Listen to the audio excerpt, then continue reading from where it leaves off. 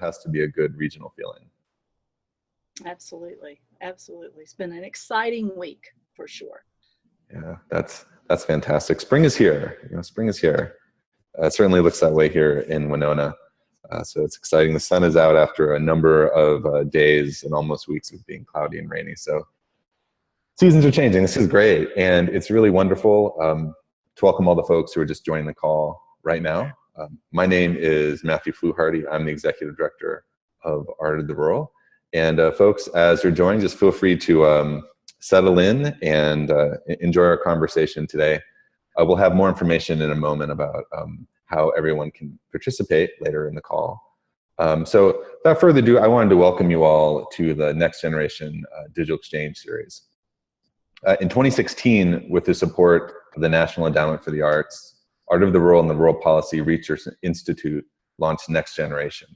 It's an initiative that's focused on bridging conversation, collaborations, and cross-sector network building within the rural creative placemaking field. Next Generation kind of operates within three interlinked activities. One are cross-sector regional networks that interact with the digital learning commons, and then it all kind of comes together with our National Rural Creative Placemaking Summit. The initial meeting of that summit was in Iowa City last fall, and it brought together 300 people from 38 states. And we danced, we ate barbecue, and we had some really serious conversations about our rural communities, our rural regions, and the prospects of folks working together across various walks of life. And out of all of that, to build upon that collective energy and to help facilitate a national dialogue, Art of the Rural and RUPRI began the Next Generation Digital Exchange Series. And our hope with this series is to draw upon the power of connection and to really bridge further conversation across regions and sectors and other place-based philosophies that are at work across the country. So roughly every 3 weeks we get together, and these digital exchanges really seek to offer a chance for folks to be in the same digital space. We can't always be in the same room, but we can still be in this online space together. And also offers a chance for folks all across the country to engage with leaders in the field. And we're so honored to have these three leaders with us today. Folks are interested. Every one of these digital exchanges offers about 2 to 4 voices. We tackle, depending on what digital exchange it is, different themes, challenges, and opportunities. And I would say, just like in general, this does resemble a familiar webinar format, but we're really interested in this being a very unwebinar-y kind of webinar, a space where we can be inclusive, come up with creative ideas, and really challenge and celebrate each other in the work that we're doing, and hopefully make some powerful connections in the process. This digital exchange series is made possible through the support of the National Endowment for the Arts and the McKnight Foundation, 2 entities which have stood beside rural communities and rural regions and rural arts and culture bearers for decades. We're deeply grateful for their support and for all the support they've given rural America. The exchange that you guys are enjoying today is produced here at the Outpost Collaborative Space in Winona, Minnesota, which is the national headquarters of Art of the Rural. We are so honored today to have these 3 folks with us. You'll hear much more from everyone in just a moment here, but just very briefly, we have Sandi, who's the Promise Zone Coordinator at Kentucky Highlands Investment Corporation. We have Susan Duplessis, who's the Program Director at the South Carolina Arts Commission. And we have Jen Hughes, who is the Community Solutions Specialist for the National Endowment for the Arts. We're really grateful for Jen because not only is she a participant, but she also is helping to moderate this conversation this morning. And for folks who are listening online right now, you'll see in the Zoom dashboard, you'll see a little bar at the bottom. There'll be a couple kind of icon options there. And I'd like to point your attention to 2 of them.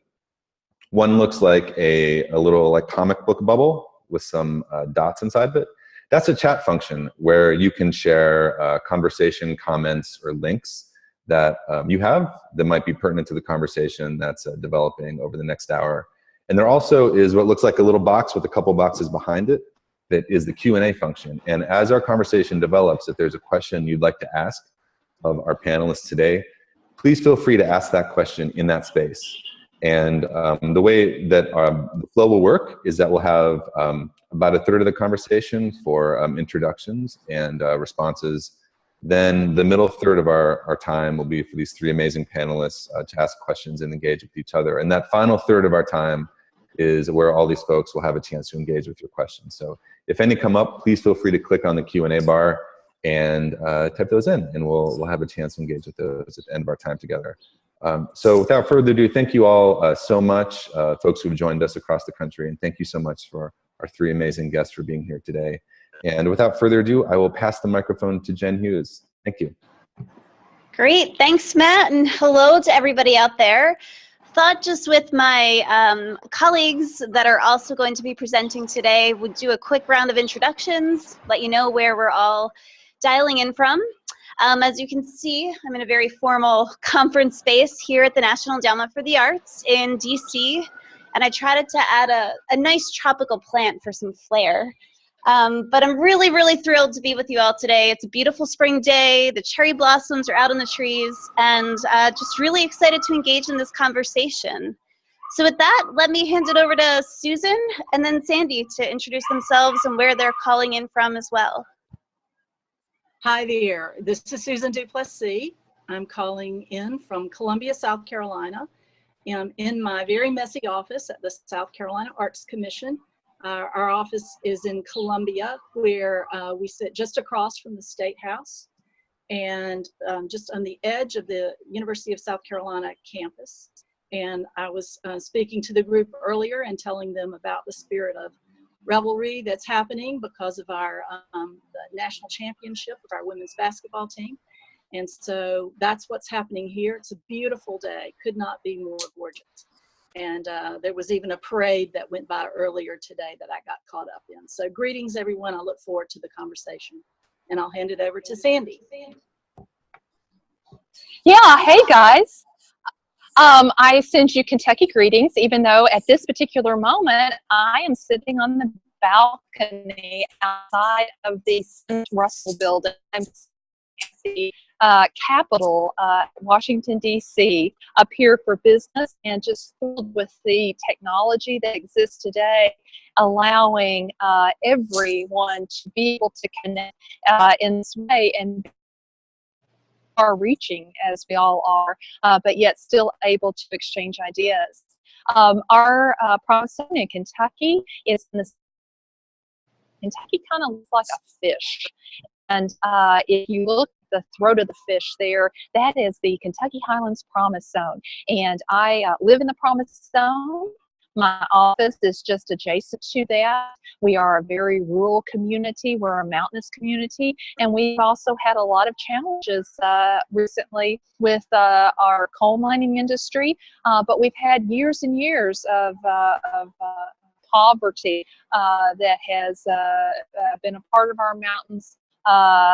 Well, so long for a time it was there. But we have had so many exciting exchanges with our colleagues in South Carolina. This whole Carolina basketball thing happening here, Susan. I just want you to know we're all kind of having previous years of denied championships due to a Carolina team of any name. So you know, we can use your sympathy over in Kentucky right now. So, but glad to be here.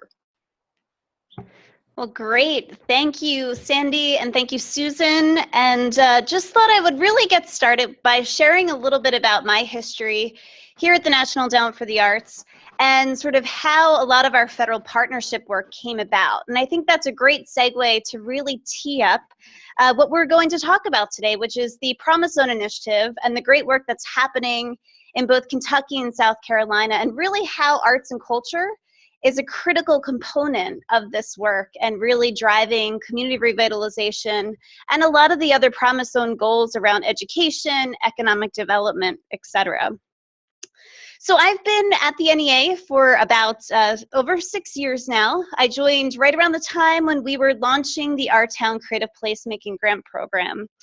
And just a little bit of background about me, I'm actually trained as an urban planner. So I sort of came at the arts and cultural work because I saw the incredible power that it really had to help really shape and inspire communities. So it's been a lot of fun to be here. And it's also been really inspiring to sit at the national level and see all the work happening in local communities across the country. It really is an incredible privilege, and just really drives me in the work that I do every day working for a federal government agency. So a little bit over a year ago, I actually moved into a new position, that wonky title that Matt shared, Community Solutions Specialist. And what that really means is that I've been working to sort of shore up a lot of our federal, state, and local partnership work that we've been doing, so that the NEA's mission is really helping to connect and drive to local community priorities. And so, you know, when we think about NEA's definition of creative placemaking, how we really talk about it is that it's about artists, arts organizations, and community development practitioners deliberately integrating arts and culture into community revitalization work, placing arts at the table with land use, transportation, economic development, education, housing, infrastructure, and public safety strategies. So really, the shorthand is the role of artists, designers, culture bearers have an incredibly powerful role in connecting to the quality of life of communities, bringing those creative skills to address many of the community challenges. So naturally, creative placemaking and the mission of the NEA really fit squarely into the wheelhouse of the federal government's initiative to really fund and support place-based efforts. And what we mean by place-based is looking holistically at a particular community and making sure that the federal government, as well as the local partners, are really working across silos and trying to come to the table with a toolbox of resources and technical assistance and grant funding that can help serve as a holistic piece of a community. So it's really looking comprehensively at addressing challenges. So one such program that has really been transformative, and you'll hear, I think, from Sandi's perspective of how it's been transformative on a local level, but the lens and perspective I bring is how it's been incredibly transformative from how the federal government works and how we all see ourselves in best supporting locally driven priorities and solutions. So for those of you who aren't too familiar with the Promise Zones, I wanted to just give you very quick backgrounds on what they're all about. And I think that the stories you'll hear shortly will really flesh out what that looks like on the ground.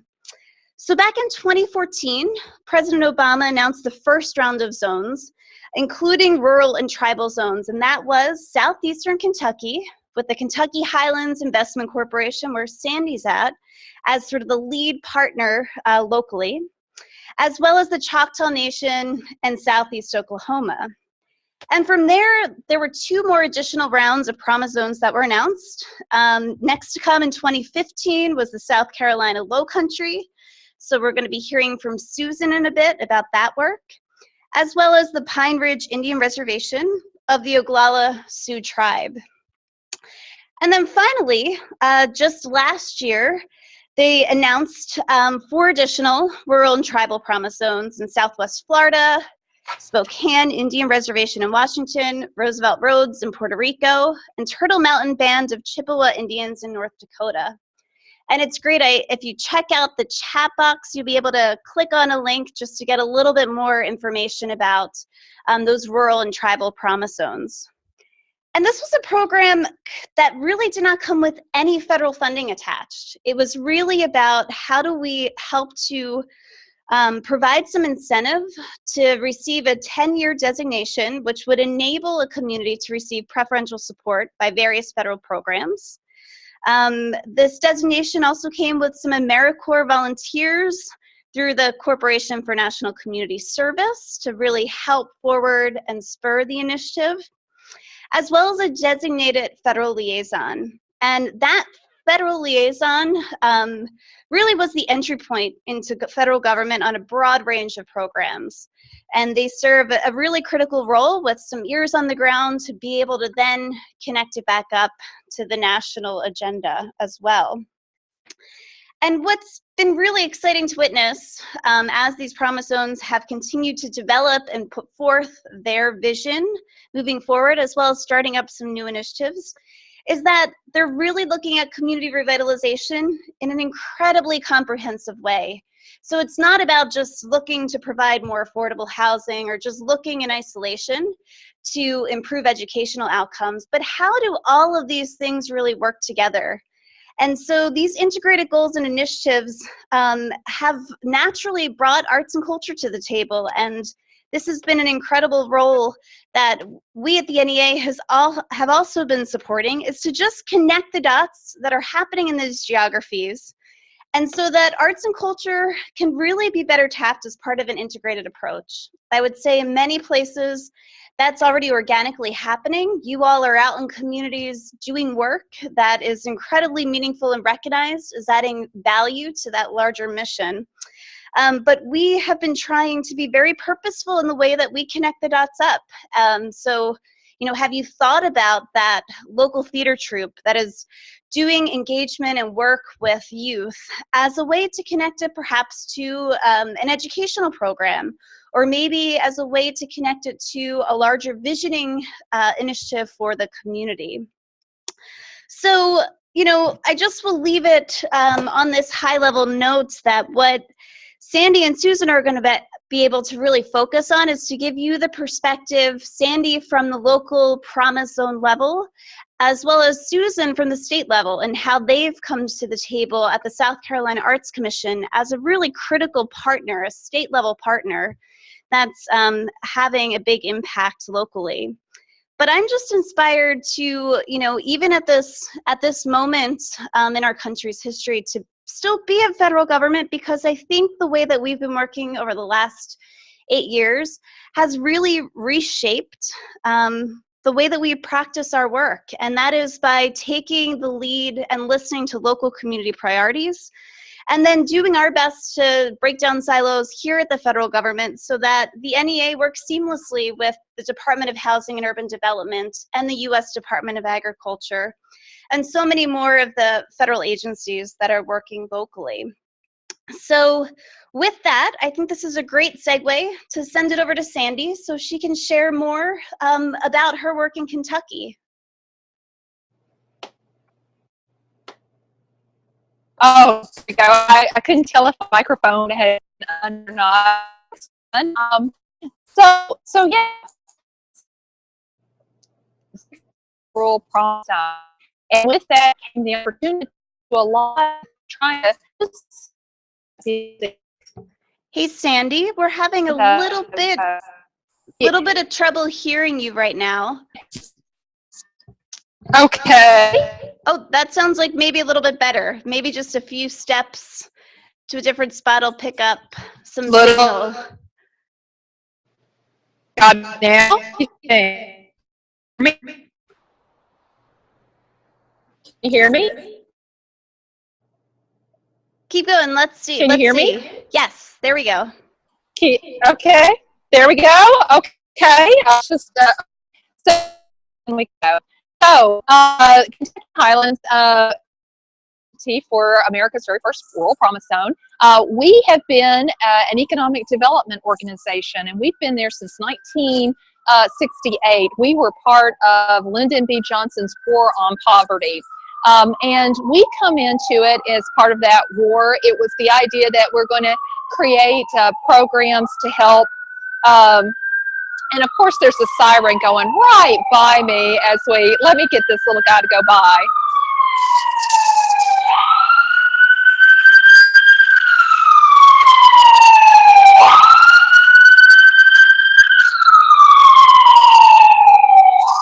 Oh dear, it's an ambulance. Hopefully it's nothing terrible, but so anyhow, we were part of the Lyndon B. Johnson's War on Poverty, and with that, you had the programs that came into existence, like the food stamps programs and the Medicaid program and those particular types of things.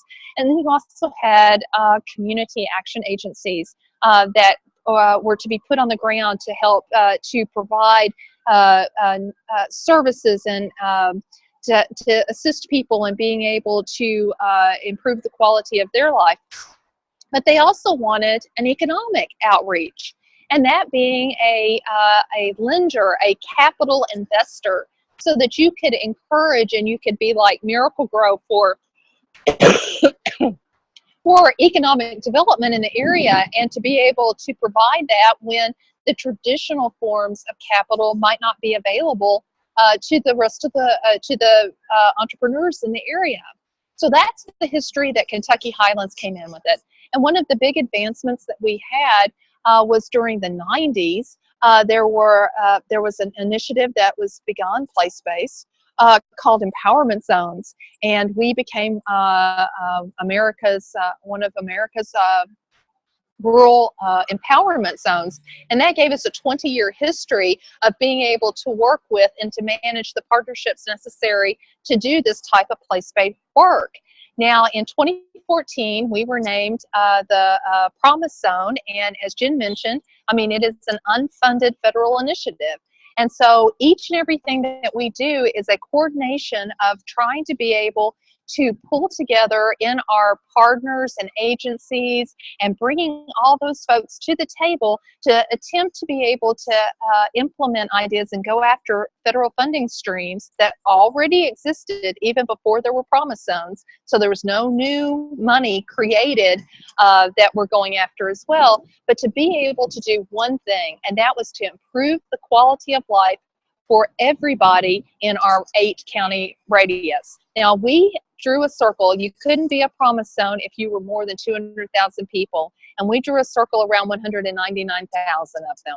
So we attempted to create as big a zone as we could and to wrap as many people as possible in that.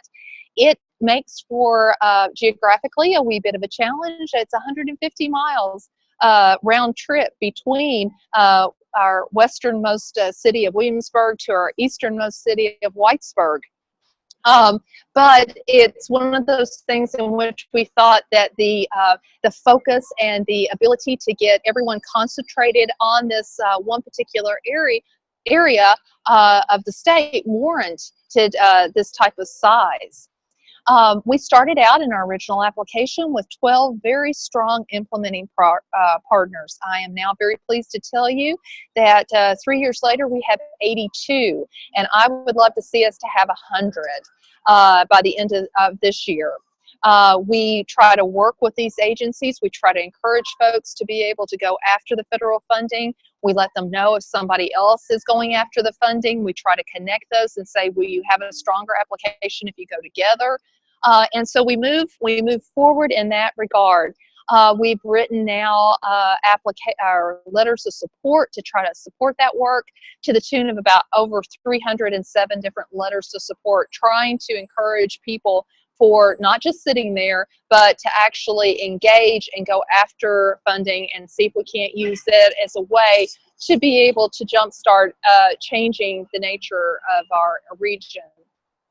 I'm very tickled to tell you that we have now seen over $480 million come in, that is set to come into our region as a result of being a promise zone over the next 5 to 7 years.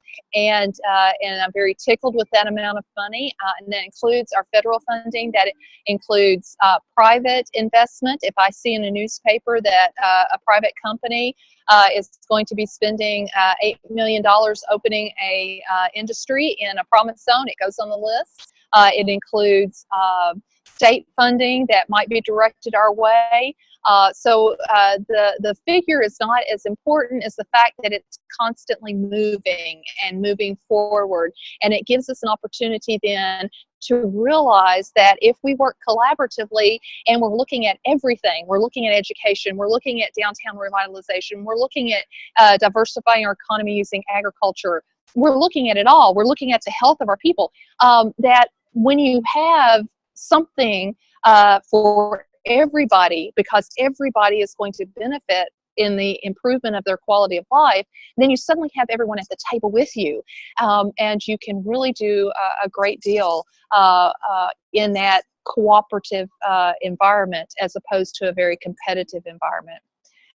Where we have seen excitement is in the arts and in our relationship with the NEA. You know, some federal agencies gave us priority points. So if you included a reference to being a part of the Promise Zone, you get like 5 extra points.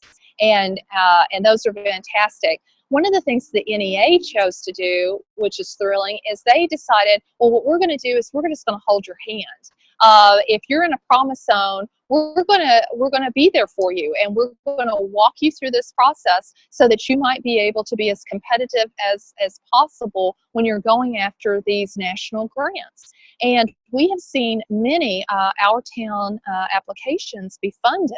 One of the ones that I've been working with most recently is where you guys funded this art asset mapping for the Promise Zone. And we are right now involved in our annual community forums where we go back into each of the 8 counties. And with me has come the lead agency for this art asset mapping, Partners for Education at Berea College. They're right there with me, and they are desperately trying to get folks to, okay, think about artists, think about art places, think about things that you wouldn't even think of as being art. Let's put them together and imagine what will happen when you have access to that database.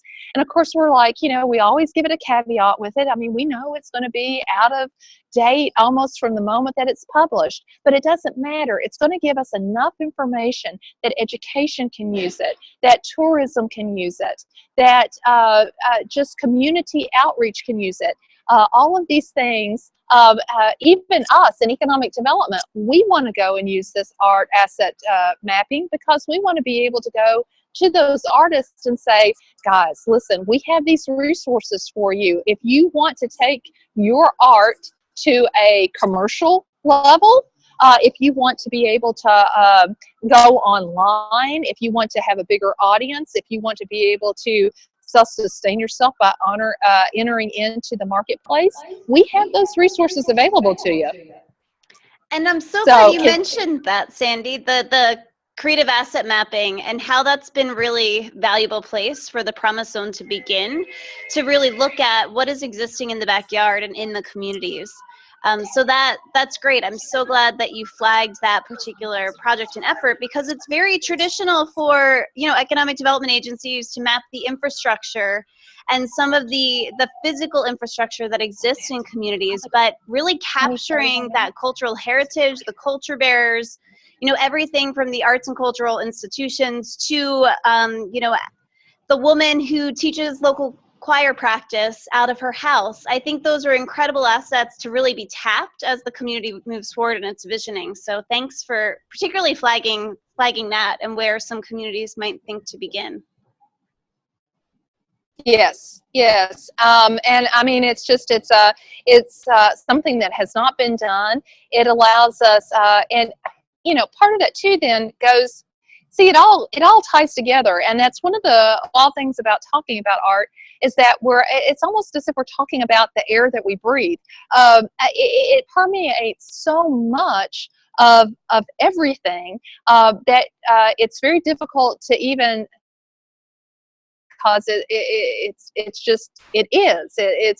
everything. So as soon as you start talking about documenting all those things, then all of a sudden you start notice that what you're really doing is you're also documenting your culture, and you're documenting the uniqueness that makes your region what it is. And these are the things we maintain. We don't want to lose that part. That's part of the reason why people in our region don't like to pick up and move when the jobs are gone. They are grounded in the mountains, and they've got generations of folks that have been here, and picking up and leaving is just not really for them an option. And so when you go and you find the lady who directs the choir, or the Uncle Ed who makes created the whole, it's a family tree of dulcimers, and all of that, you're also then grabbing hold and documenting that culture. And that allows us to be able to celebrate the very best of it while moving forward and trying to embrace the 21st century. That's great. That was a wonderful introduction, Sandi. And just a reminder to all of you out there listening, at any moment, feel free to start typing your questions into the Q&A box. We're going to hand it over to Susan to share about their initiative in the South Carolina Lowcountry, but we will jump right into questions as soon as she is done presenting that. So certainly feel free to tee up as anything sparks either questions, thoughts, or you want to share something that you might be doing in your community. So take it away, Susan.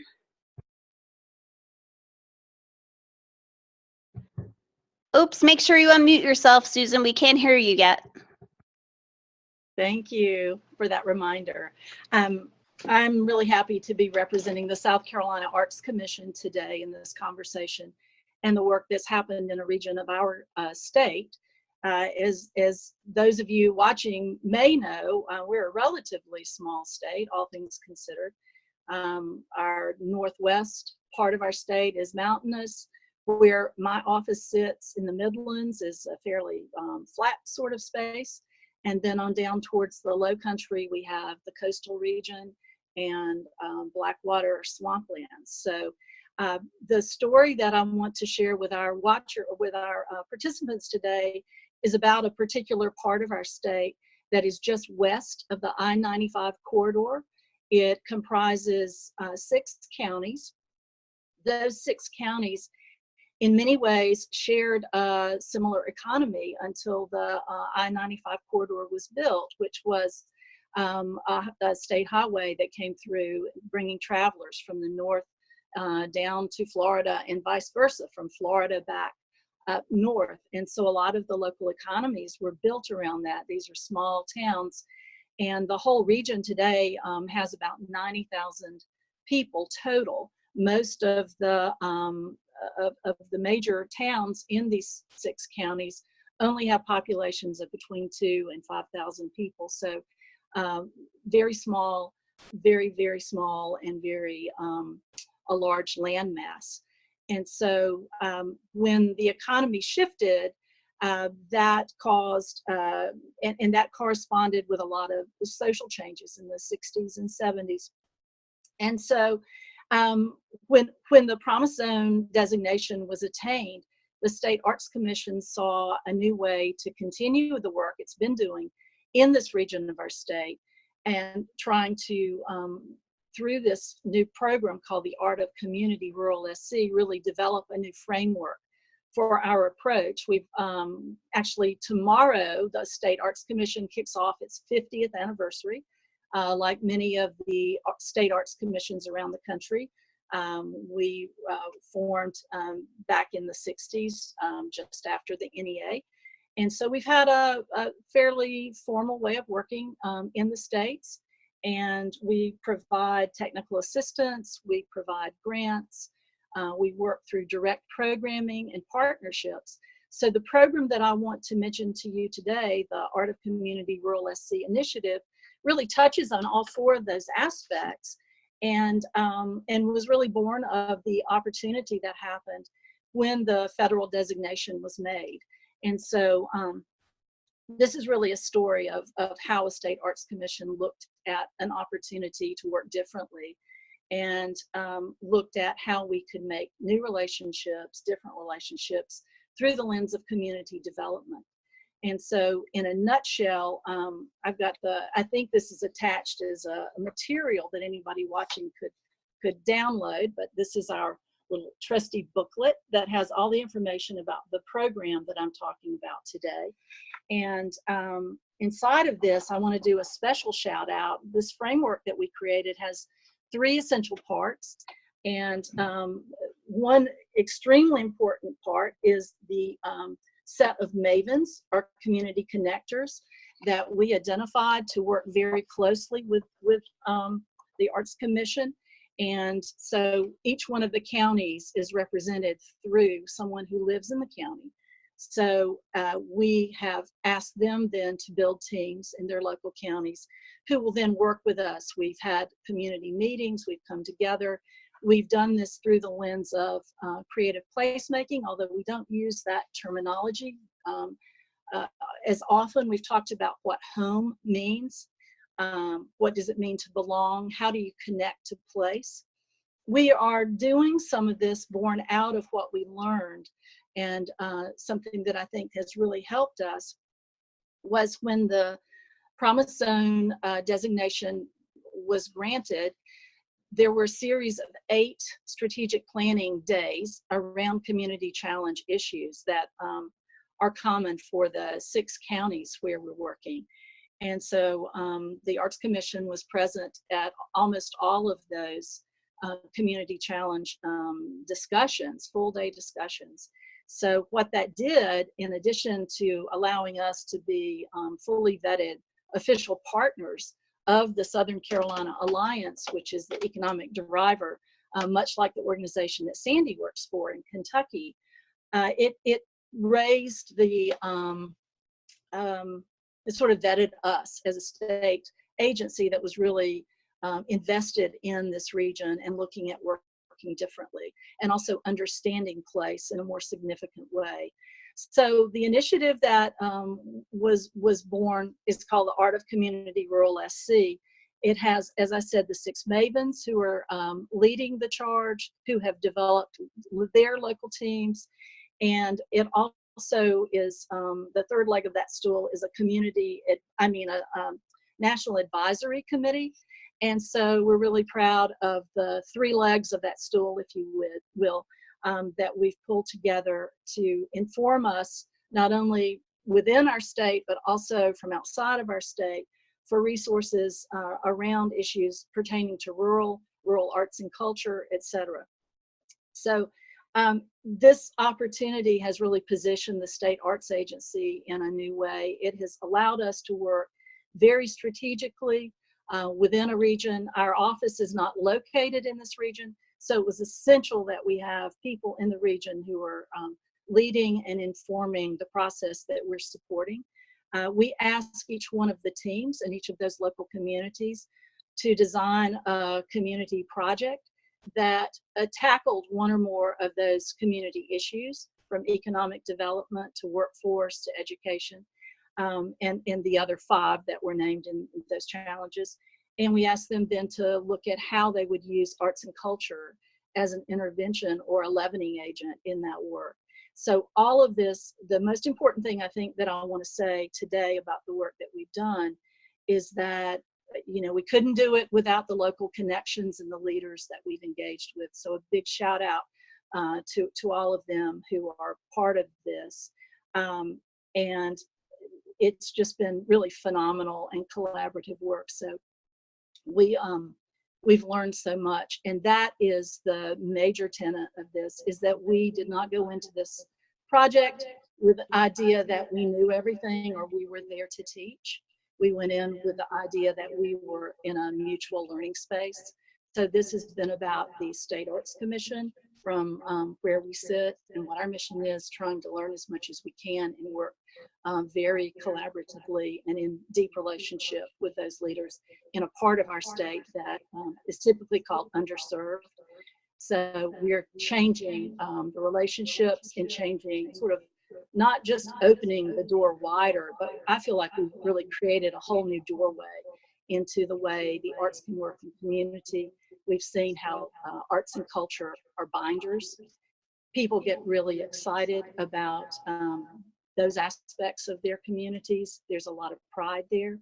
And in fact, when I attended all of those strategic planning sessions, none of which had to do with quality of life or arts and culture, the central thing that I came away from and sort of this project as a result of that was the reality that while quality of life, arts, culture, et cetera, were not central to any of the discussions, they actually became central. It was the one unifying factor in every single one of those conversations, day-long conversations around community development, economic development, et cetera. It was the place that people found heart and soul and pride, in a place that often has been portrayed as having less.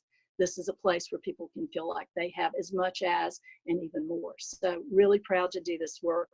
And I'll just turn it back to you, Jen. That's in a nutshell what we're doing. That's great, Susan. That's a fantastic overview. And just because I think you sort of touched on it and you introduced the Mavens to this audience, could you just share a story about perhaps one Maven and one project that they might be working on, just to kind of bring it down to that grassroots level so people know what that work looks like? Oh, that's going to be hard to do, to choose one, but I will. My mind immediately goes to Dr. Yvette McDaniel and Ashley Jordan, who are working very closely with us and their team in Bamberg County, South Carolina, in a town called Denmark. And in Denmark, when we first engaged with Dr. McDaniel, who is the Maven for her team and for our project, she is an opera singer and directs the music program at Denmark Tech. And so she had a preconceived notion of what we were asking her to be part of and to do. And she tells a beautiful story. I wish she were on the webinar to tell it, but she tells a beautiful story about how she thought one thing about what this community arts work would be. And then as we got deeper into it, how her mind changed about what it meant to do community rural arts work. In a nutshell, what she and her team did is identify a lot, a parcel of land in their community that's just a couple of blocks off the main street that had been full of rubble from a demolition that had happened 8 to 10 years ago. And it was an eyesore in the community, but no one really owned the problem, if you will. And so everybody, you know, like we all do, kind of get used to what we see. But through the new lens of this creative placemaking work, they started taking a different look at their community. And they didn't really wait for you know, anybody to give them permission. They contacted the owner of the land. They began a very grassroots process to identify what they could bring to bear in this issue. And they actually have cleared that land. It is now in the process of becoming a little art park where they are going to have performances. And they've been able through this process not only to work with that local community that sits right beside and is part of this, contiguous to this art park, but they've also gotten the attention of people around their entire county who say, we want to do the same kind of thing. Can you help us? So it's a very, I think it's a great example of citizen engagement and people just kind of opening their eyes and not waiting for somebody else to do something, but stepping into it and saying, we're here, we want to take charge, we want to make a difference in our community. And so the arts and culture part comes with then what happens, you know, after the lot is cleared. So they just had their first event. They had one at Christmas and then another one just the other night. So it's really exciting to see the engagement that's happening and I guess activation of citizenship. That's fantastic. And so just, I think while we're on the subject still of Maven, and then we'll switch over to Sandi with a follow-up question that I have. But Judy Jennings is asking, can you talk a little bit more about how did you use the terminology Maven and as these community connectors? And she also had a follow-up question, are they all women? So can you just share a quick tidbit about that? Okay, first I'll show the picture again. So we have 6 Mavens. We have one guy who is a Maven, and he tells a funny story too about a little bit of reluctance when his county administrator asked if he would serve as the Maven for this project. Judy, the terminology comes from some learning that the South Carolina Arts Commission did as part of its participation in the Wallace Initiative on arts participation.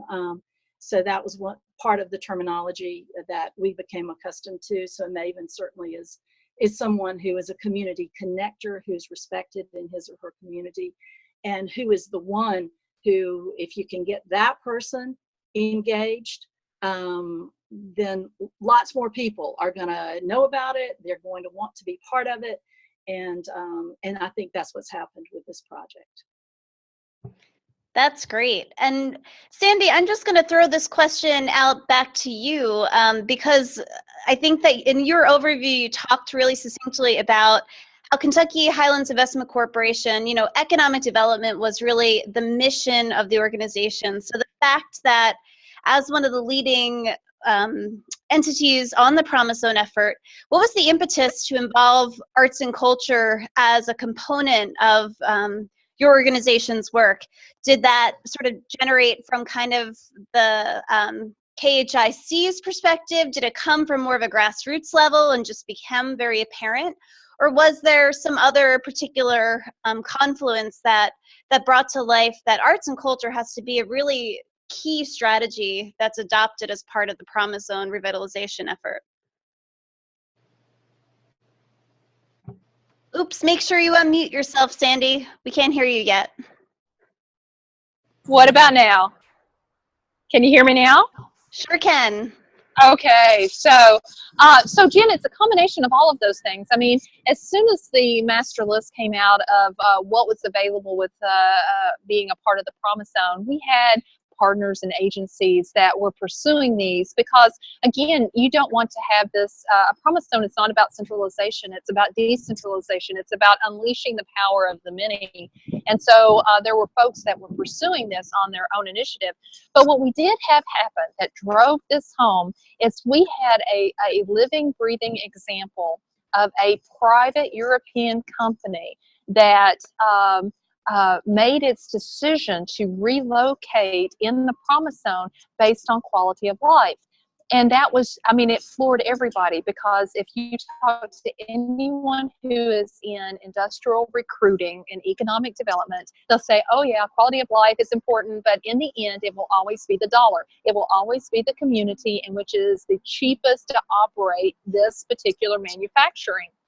Well, it turned out that for this European company, it's out of France, and it's called Eurostick, and it manufactures the little beach sticks that go into premium ice cream, like Dove bars and things like that. And so they had 3 different locations in the United States in which essentially the cost was the same.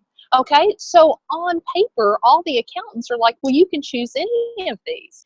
And it will be the same on the bottom line. But what happened in Eurosticks was that they had an experience in which they had, using their model, where they take 2 families, plant them in the new location, and those 2 families live there for 5 years, and they grow that plant. And then eventually they get to move back home to France.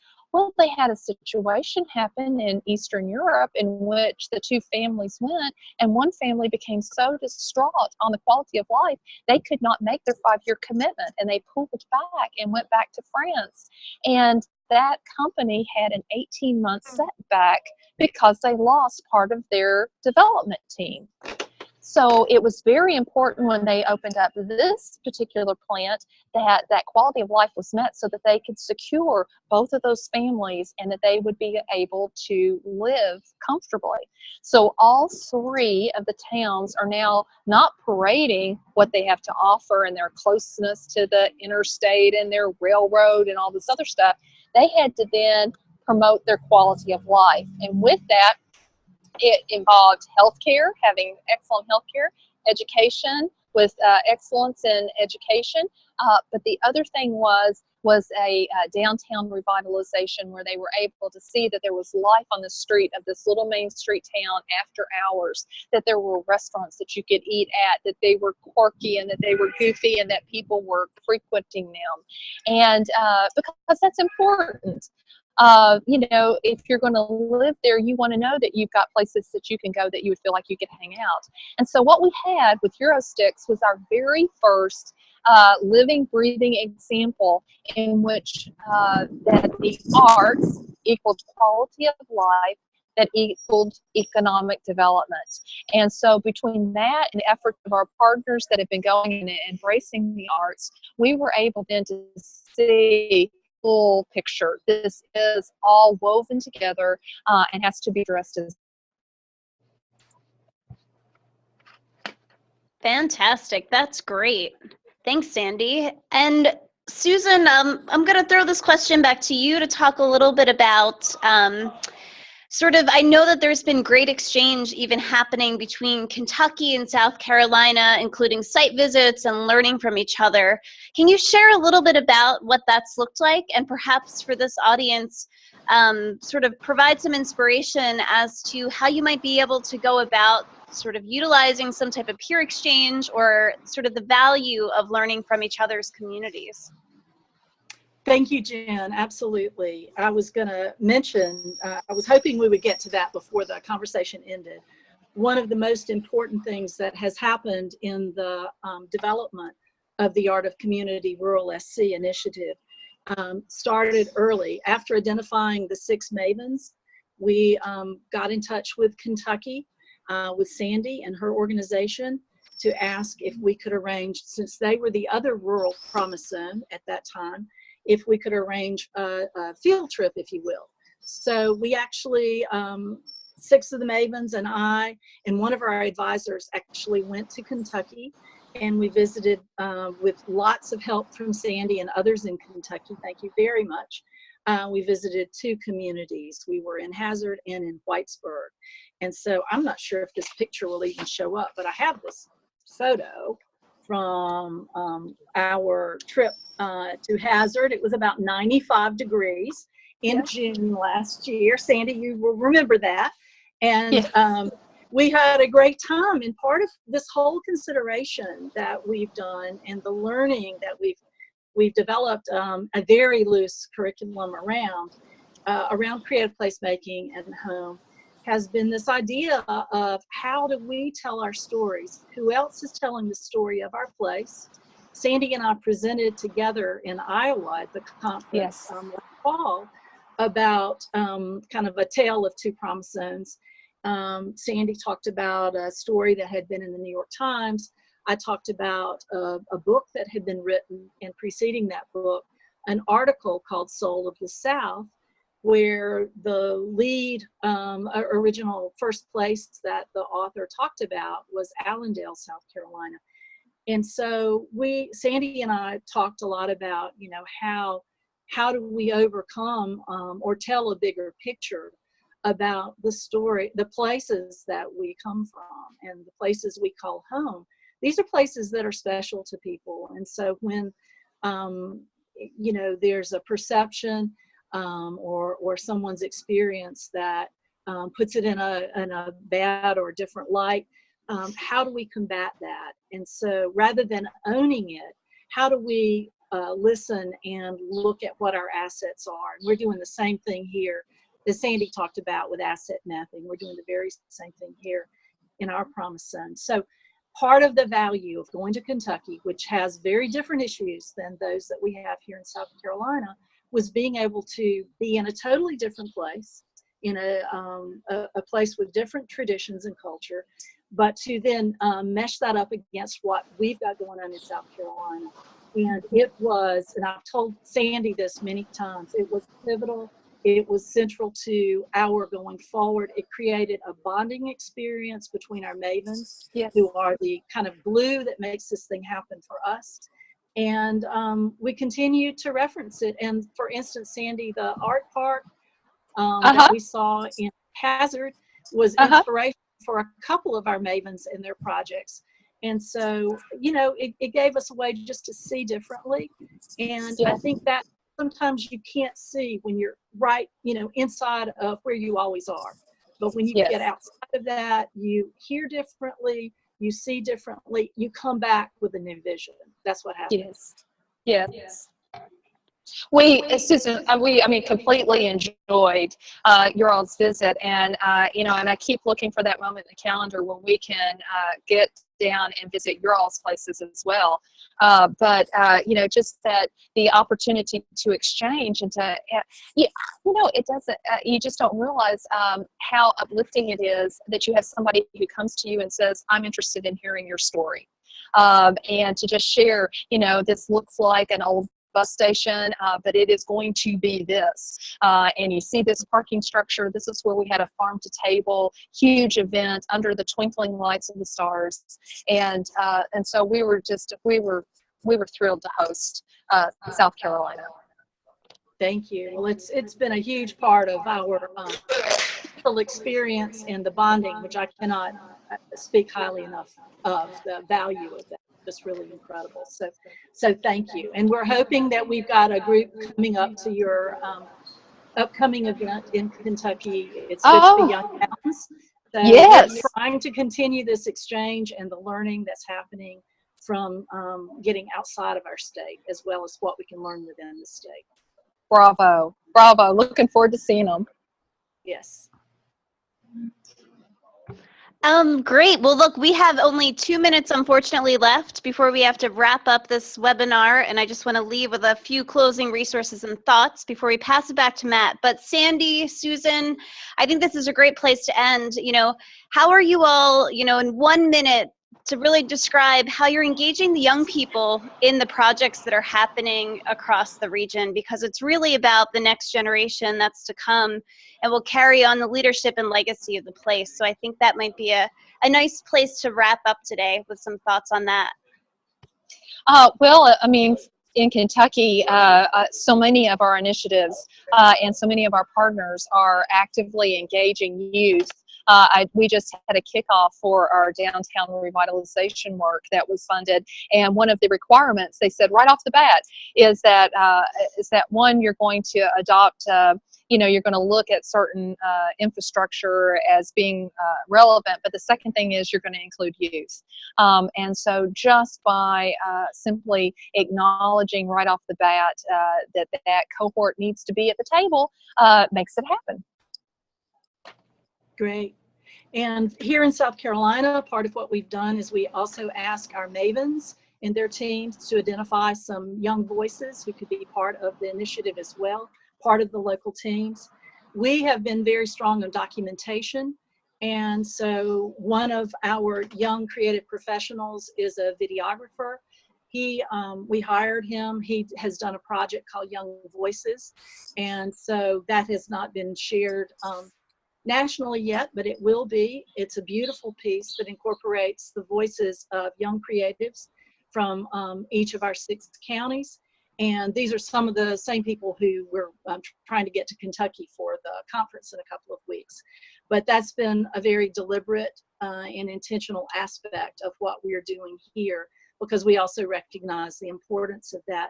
Certainly what we're doing is through the arts and culture lens. And so our Young Voices video incorporates a poet, a couple of musicians, visual artists, hip hop artists. It's a beautiful little piece. And it's something that we've created another way of telling our story of place through their voices and what they say about home and how they connect. So that's been a very intentional aspect of what we're doing through the Art of Community Rural SC. Fantastic. Well, I just wanted to leave us with a couple thoughts. Can't thank Sandi from Capitol Hill enough and Susan in South Carolina. But, you know, we really heard today the way in which arts and culture connects up to this larger Promise Zone initiative is everything from helping to tell the stories and histories of these places that then moving forward helps to inform the future vision. We heard about the Mavens serving as a real binding agent in community and uniting folks together, and how artists are helping to shed light on resources that already exist in communities, those vacant lots that can be something beautiful like an art park, and how all of this really ties into quality of life. And I think it's so compelling to hear from an organization that focuses on economic development, the critical importance of that and how our rich arts and culture really contributes to that quality of life. As Sandi said, art is air that we breathe. It is who we are as humans and people. So I think that was really powerful. And then the other thing and thought that I just wanted to leave with all of you today that I took away from hearing from both Sandi and Susan was that Promise Zones is just an example of an initiative that really helped to serve as a platform of a new way of doing work, and a new way of doing work collaboratively from the federal to the state to the local level. So I think that's something that you all should take back as leaders and innovators and creative thinkers in your community to really begin to think about those collaborations that might help to breed some new ideas and inspiration. And just lastly, a logistical note, Savannah shared a lot of great resources throughout the webinar. Be sure to take a look at those. And out of the Promise Zone initiative, even if your community is not within a Promise Zone, it's a great clearinghouse of a lot of the federal opportunities that exist that might be able to help serve your community. So I think it would also be worth checking out that website. So thanks again, Susan. Thank you, Sandi. And I'm going to turn it back over to Matt. Thank you so much, Jen. And thank you so much for being both the participant and the moderator for this amazing discussion with Sandi and Susan. We're grateful, so grateful to all three of you from your various places across the country, and also deeply grateful to the folks who have joined in, and in particular for folks who have asked some questions that maybe we haven't had a chance to get to. We'll try to find a way to circle back to those in the coming days for you. So thank you for everyone out there for your time. Want to call your all's attention to our next generation digital exchange, which will be May 17th. And we're inviting you guys to join some community organizers from Minnesota, Missouri, and Tennessee for a digital exchange webinar that's focused on the power of stories to bring people together in community. There was so much of that happening in the last hour, so it'll be a beautiful continuation of a conversation that has already gone through all sorts of deep channels in the last 60 minutes. For instance, you'll hear from an organizer of a national festival, founder of a regional museum, and a local writer and media artist, and they'll share their experiences about how they lift up diverse narratives to contribute to their community's sense of place. Cheryl Lee Hills will be moderating this conversation. She's a regional development leader, and she has used storytelling as an intentional practice in a lot of her work. Our panelists will be Cheryl Lee Hills as moderator, Faye Dant of Jim's Journey, the Huck Finn Freedom Center in Hannibal, Missouri, Kiran Singh Sarah of the International Storytelling Center, and Lauren Carlson, a poet and media producer. So that is ahead on folks' schedule on May 17th. And again, thank you so much, Sandi, Susan, and Jen. I hope you all have a wonderful day. And folks out there, have a great afternoon and happy spring. Take care. Thank you.